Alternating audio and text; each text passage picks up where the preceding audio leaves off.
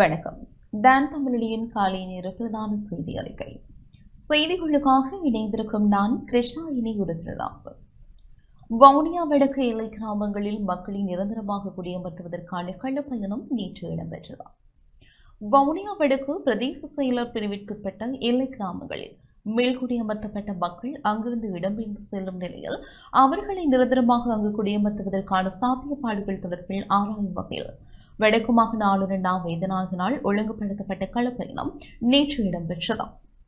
இதன்போது கஞ்சரமோட்டைக்கு சென்ற குழுவினர் அங்கு வசிக்கும் 23 குடும்பங்களையும் சந்தித்தனர். அந்த பகுதி மக்கள் யானை வேலி மற்றும் கிணறுகளை புனரமைத்து தருமாறு கோரினர். அதன் காலங்களில் வழங்கப்பட்ட வீட்டுத் திட்டங்கள் ஊடாக அமைக்கப்பட்ட வீடுகள் அரைகுறையாக உள்ளமையால் அவற்றை முழுமைப்படுத்தி தருமாறு கேட்டுக் கொண்டனர். அத்துடன் தமக்கான காணி ஆவணங்கள் இல்லை எனவும் தெரிவித்தனர். அந்த பகுதியைச் சேர்ந்த மாணவர்களுக்கான போக்குவரத்து வசதி சீரில்லை என்பதையும் தெரியப்படுத்தினார். தாம் மீள்குடியமர்த்த பின்னரும் வனவள திணைக்களத்தால் குடிமனுக்கு அண்மையாக எல்லைகளுக்கு நடுகை செய்யப்பட்டுள்ளன எனவும் குற்றம் சுமத்தினார். மருதோடி காட்டுப்பூவரசன் குளம் வீதியிலிருந்து நாவலர் பண்ணை வரையிலான 5.5 கிலோமீட்டர் நீளமான வீதியை துரிதமாக புனரமைப்பதற்கும் அதனூடாக போக்குவரத்து சேவையை சீராக்குவதற்கும் ஆளுநர் அறிவுறுத்தினார். மேலும் அந்த பகுதியில் உள்ள முன்பள்ளிக்கு ஆசிரியரை அடையாளம் கண்டு விரைவில் நியமிக்கவும் அந்த பகுதி மக்களுக்கான மேட்டுக்காணிகளை விரைந்து வழங்கவும் ஆளுநர் பணிபுரிய விடுத்தார். தொடர்ந்து வெடிவைத்த கல்லு கிராம மக்களை ஆளுநர் சந்தித்தார். யானை வேலி அமைக்கப்படாமல் தம்மால் வீடு வர முடியாது என மக்கள் தெரிவித்தனர்.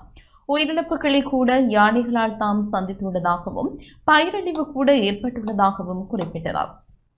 மாடுகள் உட்பட தமது பொருட்களுக்கு களவாடப்படுவதாகவும் மக்கள் தெரிவித்தனர். அத்துடன் வனவள திணைக்களம் பாரபட்சமாக நடந்து கொள்வதாகவும் தமது காணிகள் வனவள திணைக்களத்தால் ஆக்கிரமிக்கப்பட்டுள்ளதாகவும் குறிப்பிட்டனர்.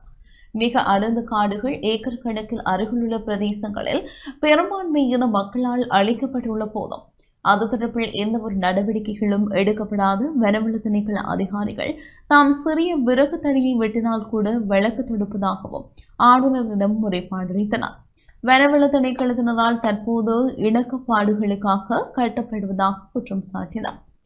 மேலும் தெரிவித்த குளத்தில் 1983ஆம் ஆண்டளவில் வழங்கப்பட்ட காணிகளில் விவசாயம் மேற்கொள்ளப்பட்ட நிலையில் இடம்பெயர்ந்து சென்று மேல்குடியமர்ந்த பின்னர் 2019ஆம் ஆண்டு காணிகளை துப்புரவு செய்த போதும் வனவள திணைக்களத்தால் தடுக்கப்பட்டதாகவும் தற்போது அந்த காணிகள் வனவள திணைக்களத்திடமிருந்து மகாவலி அபிவிருத்தி அதிகார சபைக்கு கையளிக்கப்பட்டுள்ளதாகவும் மக்கள் தெரிவித்தனர். தமக்கு காணி வழங்கப்பட வேண்டும் என கோரினர். மக்களின் கோரிக்கைக்குரிய நடவடிக்கைகளை எடுக்கலாம் என தெரிவித்த ஆளுநர் மேல்குடியமர்வுக்காக முயற்சிகளை முன்னெடுக்க வேண்டும் எனவும் குறிப்பிட்டனர். மேல்குடியமர்வு முயற்சியில் உதவிகளை செய்ய முடியும் என ஆளுநர் தெரிவித்தார்.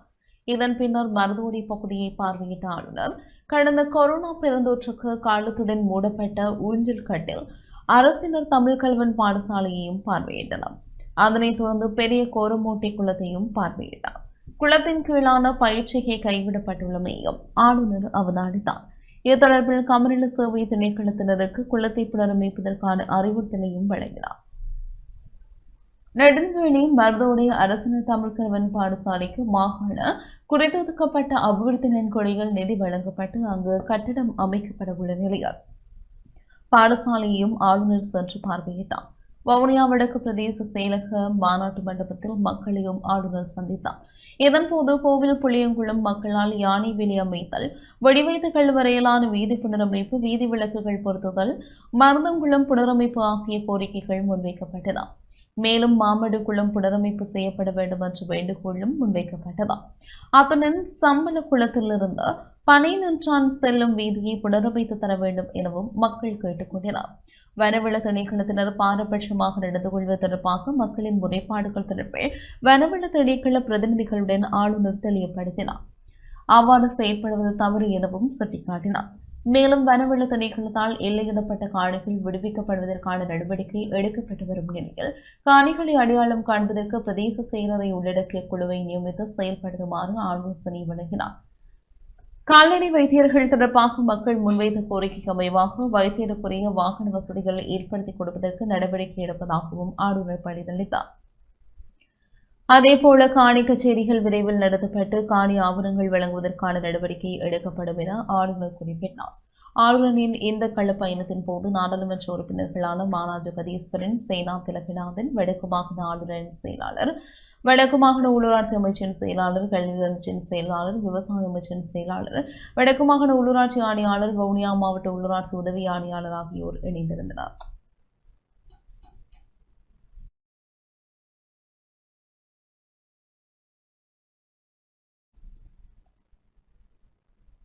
தென்னை முக்கோண வலய வேளாய்வு கூட்டம் வவுனியாவில் இடம்பெற்றது.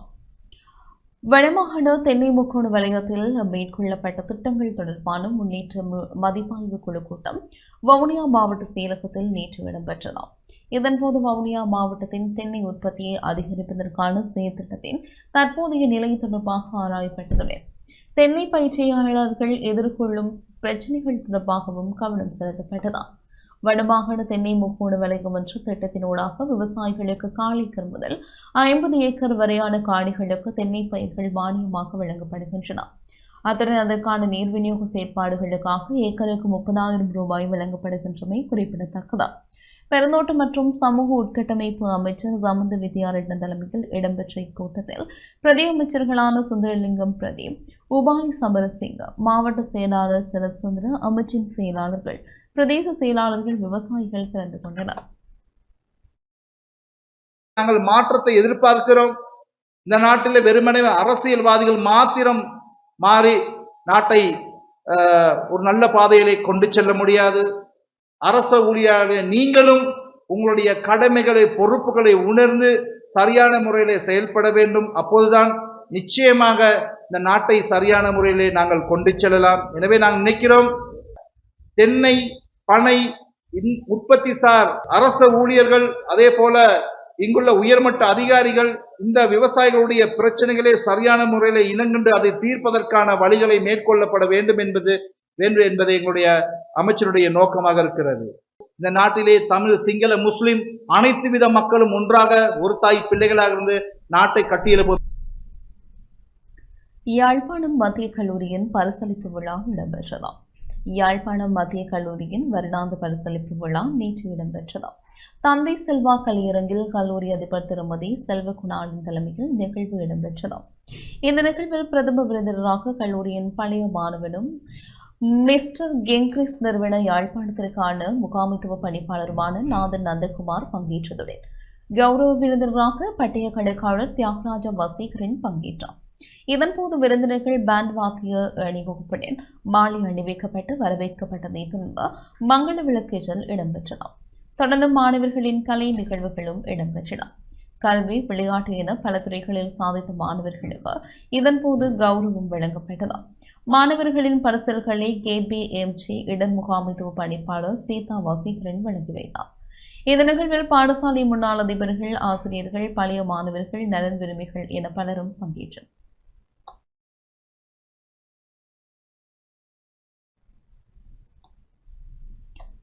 யாழ்ப்பாணம் செம்மணி மனித புதைக்குழியில் நேற்று புதிதாக 4 எலும்புக்கூட்டு தொகுதிகள் அடையாளம் காணப்பட்டுள்ளன.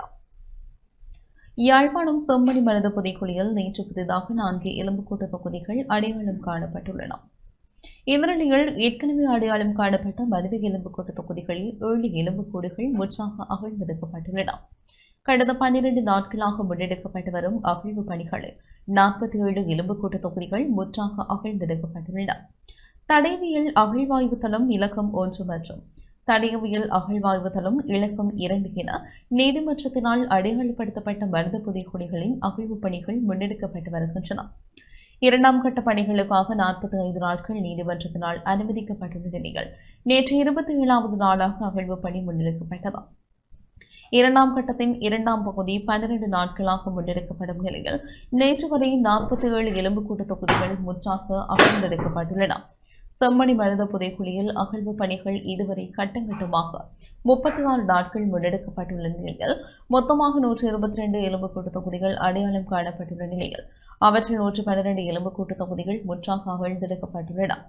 இதேவேளை செம்மணி மனித புதைக்குழி பிரதேசத்தை இலங்கை மனித உரிமைகள் ஆணைக்குழு பார்வையிட உள்ளதாக ஆணைக்குழுவின் யாழ்ப்பாண பிராந்திய இணைப்பாளர் தானா கனகராஜ் தெரிவித்துள்ளார். எதிர்வரும் 4ஆம் தேதி மனித உரிமைகள் ஆணைக்குழுவில் 3 ஆணையாளர்கள் மற்றும் 2 பணிப்பாளர்களுடன் யாழ்ப்பாண பிராந்திய அலுவலர்கள் அடங்கிய குழுவினர் இந்த பிரதேசத்திற்கு விஜயம் செய்ய உள்ளது. புதிதாக 7 முழு மண்டையோட்டு தொகுதிகள் அகழ்ந்தெடுக்கப்பட்டன. மொத்தமாக 112 மண்டையோட்டு தொகுதிகள் அகழ்ந்தெடுக்கப்பட்டு கட்டுக்காவலுக்கு பாரப்படுத்தப்பட்டிருக்கின்றது. புதிதாக 4 மண்டையோட்டு தொகுதிகள் அடையாளப்படுத்தப்பட்டு மொத்தமாக 122 மண்டையோட்டு தொகுதிகள் இதுவரை புதைகுழி 2லும் அடையாளப்படுத்தப்பட்டிருக்கின்றது. அத்தோடு ஞாயிறு திங்கட்கிழமைகளில் ஸ்கேன் பரிசோதனை செய்வதற்காக திட்டமிடப்பட்டிருக்கிறது. கௌரவ நீதிமன்றத்துக்கு முன்பால் சிஐடியினரால் நகர்த்தல் பத்திரம் ஒன்று தாக்கல் செய்யப்பட்டு இதுவரை காலமும் அகழ்ந்தெடுக்கப்பட்ட எலும்புக்கூட்டு தொகுதிகளோடு எடுக்கப்பட்ட பிற பொருட்களான ஆடைகள், அணிகலன்கள், பாதணிகள் போன்ற பிற பொருட்களை பொதுமக்கள் காட்சிக்கு வைப்பதற்காக நீதிமன்றம் திகதியொன்றை தீர்மானித்திருக்கின்றது. வருகிற செவ்வாய்க்கிழமை 5ஆம் தேதி 1:30 மணியிலிருந்து 5 மணி வரை இந்த பொருட்களை பொதுமக்கள் பார்வையிட்டு தமது உறவுகள் இதில் காணாமல் போனோர் சம்பந்தமான விடயங்களை கௌரவ மன்றிற்கோ குற்றப்புலனாய்வு பிரிவினருக்கோ தெரிவிப்பதற்கான ஒரு கட்டளை ஒன்று பிறப்பிக்கப்பட்டிருக்கிறது. அதற்காக காணா போனோர் இந்த பிரதேசத்தில் அது சம்பந்தமான புறப்பொருட்களை பார்த்து அதனை அடையாளம் காட்டக்கூடியதாக இருக்கும். இது சம்பந்தமான மேலதிக நடவடிக்கைகள் சம்பந்தமாக நாளை இது சம்பந்தமான நடவடிமுறைகளை அறிவிக்க இருக்கின்றோம்.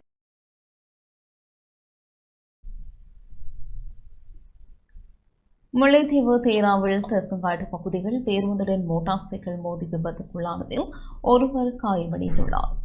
முல்லைத்தீவு புதுக்குடியிருப்பு போலீஸ் பிரிவிற்குட்பட்ட தேராவில் தெற்குங்காட்டு பகுதிகள் பேருந்துடன் மோட்டார் சைக்கிள் மோதி விபத்துக்குள்ளானதில் ஒருவர் காயமடைந்துள்ளார். நேற்று மாலை 5:40 மணியளவில் வெசுமடு தேராவில் தெற்குங்காட்டு பகுதிகள் திருகோணமலையிலிருந்து வருகை தந்து பேருந்துடன் எதிர் திசையில் பயணித்த மோட்டார் சைக்கிள் வேக கட்டுப்பாட்டை இழந்து மோதி விபத்துக்குள்ளானது. இதனால் படுகாயமடைந்த மோட்டார் சைக்கிள் சாரதி புதுக்குடியிருப்பு வைத்தியசாலைக்கு கொண்டு செல்லப்பட்டார். இந்த நிலையில் புதுக்குடியிருப்பு போலீசார் மேலதிக விசாரணைகளை மேற்கொண்டு வருகின்றனர்.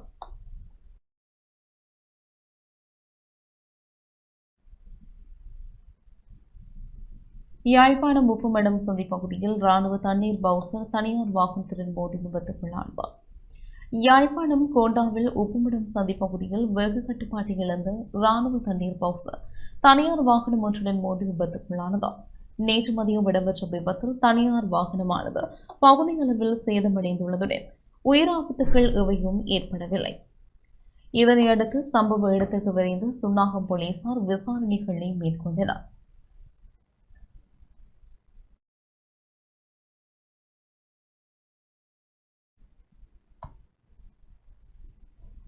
யாழ்ப்பாணம் அராலியில் இடம்பெற்ற விபத்தில் முதியோர் ஒருவர் படுகாயமடைந்துள்ளார்.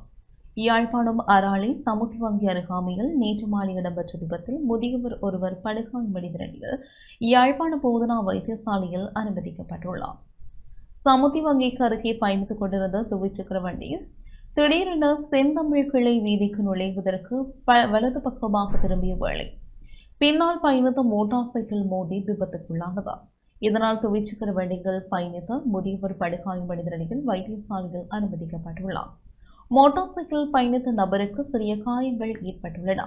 அராணி பகுதியைச் சேர்ந்த இருவர் இந்த விபத்தில் சிக்கியுள்ளனர். இந்த நிலையில் வட்டுக்கோட்டை போலீசார் மேலதிக விசாரணைகளை மேற்கொண்டு வருகின்றனர்.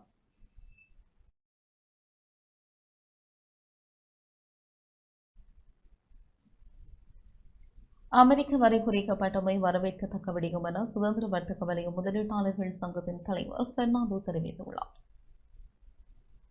அமெரிக்காவின் தீர்வை வரை 20 வீதமாக குறைக்கப்பட்டமை வரவேற்கத்தக்க விடயமாக அமைந்துள்ளதாக சுதந்திர வர்த்தக வலய முதலீட்டாளர்கள் சங்கத்தின் தலைவர் டமிக பெர்னாண்டோ தெரிவித்துள்ளார். கொழும்பில் நேற்று இடம்பெற்ற ஊடகவியலாளர் சந்திப்பின் போதே அவர் இதனை தெரிவித்தார். අපි මෙතෙක් බලාපොරොත්තුවෙන් හිටපු මේ ට්‍රම්ප් බද්ද அமெரிக்க தீர்வை வரி 44% இருந்தது. தற்போது 20% குறைக்கப்பட்டுள்ளது. இது முதலீட்டாளர்கள், தொழிலதிபர்கள், ஏற்றுமதியாளர்களுக்கு அதிருப்தி அளிக்கும் வகையில் அமைந்துள்ளது. புதிய அரசாங்கம் மற்றும் பேச்சுவார்த்தை குழு மேற்கொண்ட முயற்சி பாராட்டத்தக்கதாக அமைந்துள்ளது. அமெரிக்க தீர்வை வரி விடயத்தை எடுத்து நோக்கும் போது இந்தியா, பாகிஸ்தான், ஜப்பான் ஆகிய நாடுகளுக்கே அதிக வரி விதிக்கப்பட்டுள்ளது. இத்தகைய நிலையில் இலங்கைக்கு அமெரிக்கா 20% வரியை விதித்துள்ளமை சிறந்த விடயமாக அமைந்துள்ளது. அமெரிக்கா தேவை அடிப்படையிலேயே வரியை தீர்மானித்துள்ளது. ரப்பர் மற்றும் மின்னணு பொருட்கள் மீதும் வளர்ச்சி தேவை. அமெரிக்காவுடன் வர்த்தக ஒப்பந்தம் அவசியமான விடயமாக அமைந்துள்ளது. விரைவில் உறுதியான வர்த்தக ஒப்பந்தங்கள் அமைக்கப்பட வேண்டும். ගන්නාලද සාර්ථක ප්‍රයත්නය පිළිබඳව அமெரிக்க வரி குறைப்பு அரசாங்கத்தின் முயற்சிக்கு கிடைத்த வெற்றி என கந்தசாமி பிரபு எம்பி தெரிவித்துள்ளார். அமெரிக்கா இலங்கை மீது விதித்த தீர்வை வரை குறைக்கப்பட்டமே அன்றுகுமார திசாநாயக்க தலைமையிலான அரசாங்கத்தின் வெற்றி என தேசிய மக்கள் சக்தியின் நாடாளுமன்ற உறுப்பினர் கந்தசாமி பிரபு தெரிவித்துள்ளார். மட்டக்களப்பில் ஊடகங்களுக்கு கருத்து தெரிவிக்கும் போது அவர் மேற்கொண்டவாறு குறிப்பிட்டார். அமெரிக்காவினால் இலங்கை மீது விதிக்கப்பட்ட வரி தற்போது எமது அரசாங்கத்தின் அதே நேரம் எமது ஜனாதிபதி அன்றுகுமார திசாநாயக்க அவர்களின் தொடர்ச்சியான ஒரு பேச்சுவார்த்தையினூடாக எமது அரசாங்கத்தின் சார்பாக நிர்ணயிக்கப்பட்ட குழுவினர் அமெரிக்காவுக்கு சென்று அமெரிக்க குழுவினரோடு தொடர்ச்சியாக அவர்கள் பேச்சுவார்த்தைகள் ஈடுபட்டு கொண்டு வந்திருந்தார்கள். இங்கேயும் இருந்து கூட அதற்கான ஆதரவுகளை வழங்கி கொண்டிருந்தோம். இந்த அடிப்படையிலே இன்று அமெரிக்க ஜனாதிபதி அவர்கள் தற்போது ஒரு வரி விதிப்பு சம்பந்தமாக வெளியீடு செய்திருக்கின்றார். அதிலே இலங்கைக்கான வரி வீதம் 20% குறைக்கப்பட்டதாகவும் அது தங்களது தகவலை வெளியிட்டிருக்கின்றது. ஆகவே தேசிய மக்கள் சக்தி அரசாங்கம் மீது பழி போடுகின்ற எதிர்க்கட்சியினர் தெரிந்து கொள்ள வேண்டிய விடயம் ஒன்று இருக்கின்றது. இந்த நாட்டு மக்கள் எதிர்நோக்குகின்ற ஒவ்வொரு பிரச்சனைகளிலும் அரசாங்கம் என்ற ரீதியில் நாங்கள் தலையீடு செய்து அதற்கான தீர்வுகளை பெற்றுக் கொடுக்கின்ற அதே நேரம் வெளிநாடுகளிலே எங்களது ஏற்றுமதியாளர்கள் எதிர்நோக்குகின்ற பிரச்சனைகளுக்காகவும் நாங்கள் அரசாங்கம் என்ற ரீதியிலே நாங்கள் தலையீடு செய்து கொண்டிருக்கின்றோம். அதற்கான முயற்சிகளையும் ஈடுபட்டு கொண்டிருந்தோம். அந்த அடிப்படையில் தான் இன்று இந்த ஏற்றுமதியாளர்களுக்கு நன்மை அளிக்கிற விதமாக இந்த அமெரிக்கா ஜனாதிபதி டொனால்ட் ட்ரம்ப் மூலமாக வெளியிடப்பட்டிருந்த அந்த விடயம் என்று பேசு பொருளாக இருக்கின்றது. இத்துடன் இந்த செய்தி அறிக்கை நிறைவு பெற்றது. தொடர்ந்து உமது நிகழ்ச்சிகளோடு இணைந்திருங்கள். வணக்கம்.